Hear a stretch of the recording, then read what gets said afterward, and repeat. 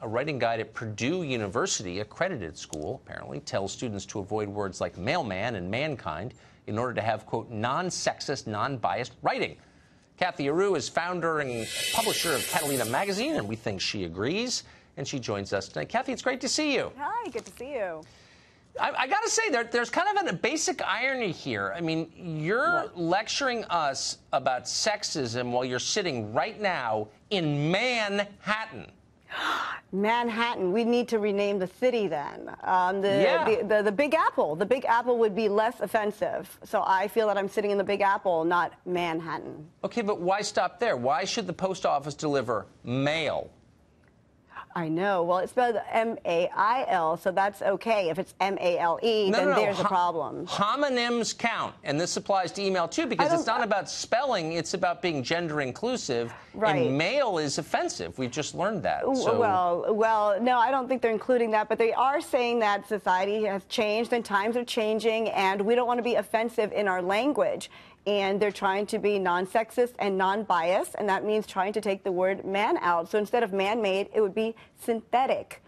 So instead of mailman, it would be mail carrier. So there's many ways to go around it. Instead of humanity, you should say people.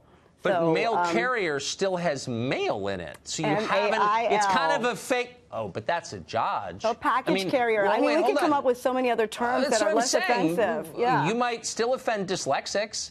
You can change a vowel, but it sounds the same. It has that dreaded word that sends people shrieking for their safe spaces, mail. Well, they're saying man. Man is the word that they're trying to avoid. They're saying that the word man is associated with adult men as opposed to just humanity or humans. So they're trying to avoid the word man. So if we can eliminate that word, then things would be much better and people would be less offended.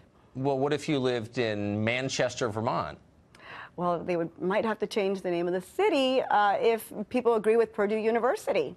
And Purdue University found that things need to be updated, and they updated their writing guide to take out these words that apparently are offending certain groups of people. Okay, so just to make sure I understand the rule, if something offends somebody, even if you've never met that person personally, you have to change it. So doesn't that mean that a small group of super unhappy people get to control what the rest of us say and think?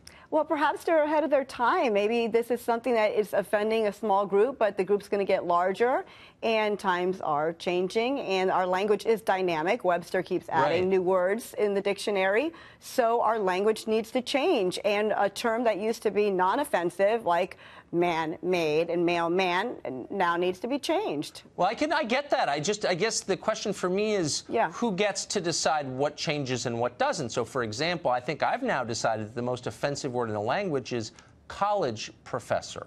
Oh. Okay? Because to me that connotes dumbness and misuse of power and tenure, right? And mediocrity. So maybe I'd like to say no one can use that word ever again in my presence because it offends me. Would that fly? Could I do that? Could I pull that off? Well, if you have a writing guide, perhaps, and you put that out there and people agree with you, then, yeah, maybe that would fly. But Purdue University did find a group that agreed with them, and the university backed them up, and there you have it. They have a writing guide that now is going to teach us how to not offend.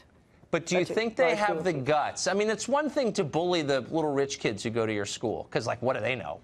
But do you think they have the guts? This is the heart of America. Yeah, no, of course. But if you're paying, like, 60 grand or whatever it is for, like, the fake diploma you get, you know, and you're not working, obviously you have privilege by definition, no matter who's paying for it. But but it's easy to boss them around. Do you think they would have the guts to go to Goldman Sachs in New York and say, change your name now or else? They probably wouldn't shop there. They probably wouldn't shop there because what if they were shopping at Goldman Sachs? They might come up short because it's a bank. Because the name man is adult male, and yeah, we need to change it. Like woman, I mean, has the word man in there, so just call us a person. So gold person Sachs, would that be better? I think so. I'm less offended. Yes. And by the way, what if you just, since the rule is if you spell it, and I'll stop with this because I know this is angels on the head of a pin at this point, but if you spelled man differently, like M-A-A, So it was male man, but M-A-A-N. No, Would the you get past profession, the we know censors? that the professions usually were male-dominated, and they've changed. So, no, saying male man and spelling it differently, that doesn't apply. We're trying to say this profession now applies for men and women or persons, all people. No Wait, man but isn't needed. there a man? No man Hold on, needed. isn't there a man in the word woman? Call me a person. I'd be less offended. No need for Wow. woman. Okay. Yeah. In the end, the revolution always eats itself, as we often point out. Kathy, thank you for that guided tour of the linear regions. Appreciate it. No problem.